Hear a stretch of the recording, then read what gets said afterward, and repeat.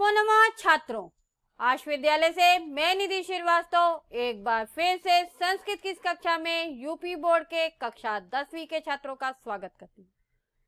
छात्रों, पूर्व की कक्षा में हमने आपको यौतुकः पाप संचय के विषय में कुछ अंश बातचीत की और वह भी नाटक के रूप में। तो यौतुका का मीन्स हमने आपको बताया कि दहेज और पाप संचय यानी पाप का संचय है। तो दहेज प्रथा जो है या दहेज जो है पैसा रुपया लेना लड़की के घर से, वह एक पाप का संचय है।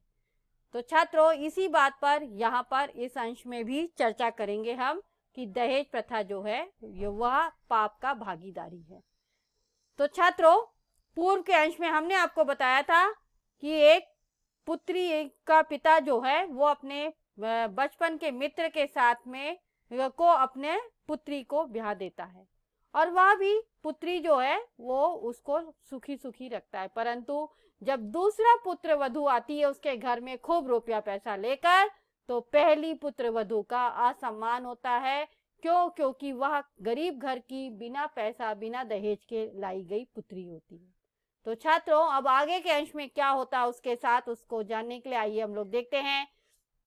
क्लास 10 संस्कृत चतुर्थ पाठ यौतुकः पाप संचय का द्वितीय भाग। प्रस्तुत पाठ में गद्यांश का हिंदी भाषा में अर्थ पर हमने प्रकाश डाला है। यहाँ पर यह गद्यांश जो है सत्यमेवैतत् से गच्छते तक है। तो देखिए छात्रों, विनय आपने पिछले कक्षा में पढ़ा था कि विनय वो जो पुत्री है उसको ससुर डांट रहा है अपनी बहू को कि आप उपदेश मत दीजिए। क्यों? क्योंकि उसकी पुत्री ने बताया था कि समान परिवार में ही अपने बेटा बेटी का ब्याह करना चाहिए। तो अब आइए देखिए विनया सत्यमेवैतत् यानी यह सत्य ही है। परम त्वम तु साग्रहम याचितासी, परम यानी परंतु, त्वम तु यानी तुम तो, साग्रहम यानी आग्रह के साथ, याचितासी यानी मांगने आए थे, यानी तुम तो बहुत आग्रह से मेरी पुत्री को लेकर गए थे, मांगने आए थे। अधुना चिंत्या किम, अब क्या चिंता है? क्षणम विचिंत्य यानी पल भर सोचकर। गच्छ अंतः प्रविश्य सर्वान् भिवाद्य आगच्छ, त्वा मानेतुम आगतो अस्मिन् अलम विलंबेन, यानी उसका पिता जो कहता है क्षण भर सोचकर, गच्छ यानी जाओ, अंतः प्रविश्य यानी अंदर प्रवेश करो, और सर्वान् भिवाद यानी सभी को अभिवादन करके, आगच्छ यानी आओ, त्वाम आनेतुम आगतोस्मि यानी तुम्हें लेने को मैं आया हूँ, अलम विलंबेन यानी ज्यादा देर नहीं करना, मैं यहाँ ज्यादा नहीं रुकूंगा। सुमेधा सचकिता पितरी स्वससुरो पश्यति, यानी सुमेधा जो थी वो तो किसी बात को जानती नहीं थी, अनजान थी, तो इसलिए वो कहती है, वह क्या हो रही है? सचकिता यानी आश्चर्य के साथ, पितरी और स्वससुर यानी पिता और अपने ससुर दोनों को पश्यति यानी देखती है। क्योंकि उन दोनों की बातचीत से वो अनजान थी, इसलिए वह दोनों को देखती है। रमानाथ कहता है, सुमेधे गृहं गत्वा भोजन व्यवस्थां कुरु, अद्याहम स्वबाल मित्रेण सह भोक्ष्यामि। अब रमानाथ जो है वो अपनी पुत्र वधू को कहता है कि गृहं गत्वा यानी घर जाकर भोजन व्यवस्थां कुरु यानी भोजन की व्यवस्था करो, अद्याहम यानी आज मैं, स्वबाल मित्रेण यानी अपने बचपन के मित्र के साथ ही, भोक्ष्यामि यानी भोजन करूंगा। तब सुमेधा यदा आज्ञापयति भवान प्रति गच्छति, यानी सुमेधा अपने ससुर को कहती है जैसी आज्ञा आपकी, और अंदर चली जाती है। रमानाथा विनयम प्रति, रमानाथ विनय को कहता है प्रतीक्षा ताम तावत यानी तब तक प्रतीक्षा करो जब तक भोजन बन रहा है। प्रतीक्षा यानी वेट करो, इंतजार करो। सत्वर मेवा गच्छामि, ये सत्वर यानी शीघ्र ही मैं आता, और गच्छामि यानी आता हूँ, तो शीघ्र ही मैं आता हूँ। बहिर्गच्छति यानी बाहर चला जाता है। विनया चिंतिता तिष्ठति यानी विनय सोचता हुआ बैठा है कि मैं कैसे अपनी बेटी को अपने घर ले जाऊं, वो तो शादीशुदा है। एतदनंतर रम दूरभाषस्य श्रूयते, अंत प्रकोष्ठात् एका स्थूल काया स्त्री आगत्य यंत्रम उत्थापयति, यानी विनय सोचता हुआ बैठा है। एतदनंतर इसी बीच में दूरभाष से, दूरभाष किसको कहते हैं? टेलीफोन को। श्रूयते यानी दूरभाषा से घंटी क्या होती है, सुनाई देती है। अंत प्रकोष्ठात एका स्थूल काया स्त्री यानी अंदर कमरे से, प्रकोष्ठात यानी कमरे से, एका स्थूल काया यानी एक भारी शरीर वाली स्त्री यानी महिला, आगत यानी आकर, यंत्रम उत्थापयति यानी यंत्र को उठाती है और बोलती है। रम्या हला यानी हेलो, श्रेष्ठी रमानाथ से भार्या रंभा अस्याम यानी वो क्या कह रही है, रंभा नाम है उसका, जो महिला आई अंदर से, और वो कहती है हला यानी हेलो, श्रेष्ठी रमानाथ यानी सेठ रमानाथ की भार्या यानी पत्नी, रंभास्यम यानी रंभा हूँ मैं, तो अपना नाम बताती है कि हेलो मैं सेठ रमानाथ की पत्नी रंभा हूँ। कहा कौन, हमीद, उधर से जवाब आता है हमीद। फिर कथे यानी कहो, ये बोलती है। तब वह कहता है मम पति छत विछता यानी मेरे पति घायल हो गए। वह पूछती है कथम यानी कैसे, दुर्घटना याम, उधर से आवाज आती है। तब वो कहता है दुर्घटना से। तब कुता भरसी यानी किधर से बोलते हो। तब वो कह रहा है मिशन चिकित्सालयात रोदिति अचिरेणा गच्छामी यानी वह उसको बोलती है, पूछती है कि हेलो मैं सेठ रमानाथ की पत्नी बोल रही हूँ, तुम कौन बोल रहे हो। तो वो कहता है हमीद।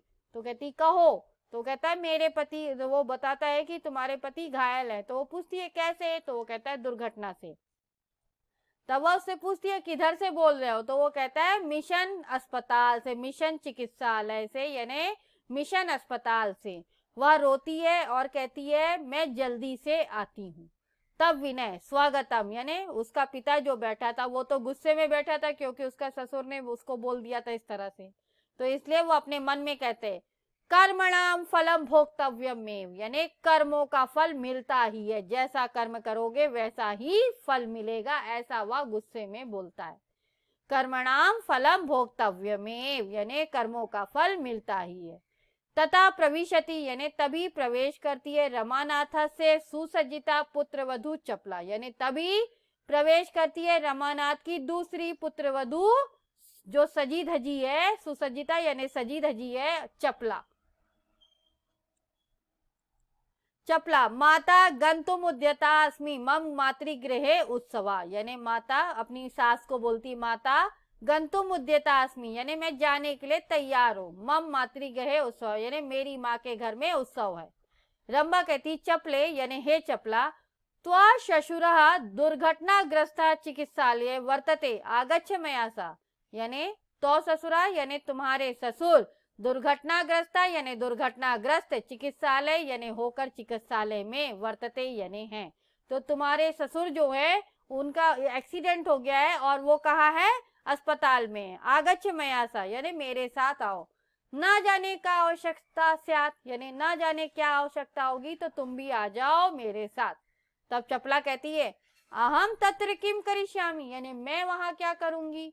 रुग्ण से चिकित्सा तू चिकित्सक से कार्यम यानी बीमार की चिकित्सा करना तो डॉक्टर का कार्य है, ऐसा वह अपनी सास को बोलती है। बड़े घर की बेटी है ना तो इसलिए ऐसे ही बोलती है कि मैं वहां क्या करूंगी, बीमार की चिकित्सा करना तो डॉक्टर का कार्य है। उत्सवे मम गमनम अनिवार्य यानी उत्सव में मम गमनम यानी मेरा जाना तो अनिवार्य है यानी जरूरी है। रंभा क्षतम वृद्ध शरीरम चिकित्सया अपि अधिकाम परिचर्याम सहानुभूति चापेक्षते यानी रंभा उसको बोलती है क्षतम यानी घायल, वृद्ध शरीरम यानी वृद्ध शरीर को, चिकित्सा अपि यानी चिकित्सा से अधिक, अधिकाम यानी अधिक, परिचर्याम यानी सेवा, सहानुभूति यानी सहानुभूति, चापक्षते यानी और अपेक्षा की जाए।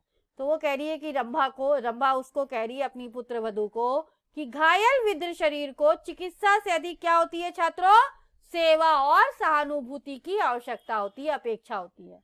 तब चपला कहती है परिचर्यार्थम परिचारिकारिणाम नाल्पत्वम चिकित्सालय सुमेधाम ने सेवायाम सदक्षा यानी चपला क्या बोलती है, परिचर्यार्थम परिचारिकारिणीम नाल्पत्वम चिकित्सालय यानी सेवा के लिए चिकित्सालय में सेविकाओं की कमी नहीं है, यानी अस्पताल में बहुत सारी नर्सें होती हैं, आप उनसे सेवा करवा सकते हैं।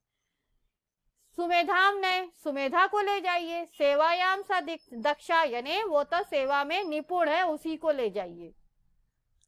एवं कथयंती चपला बहिर्निर्गच्छति निर्गच्छति, एवं इस प्रकार कहती हुई चपला जो है बाहर चली जाती है।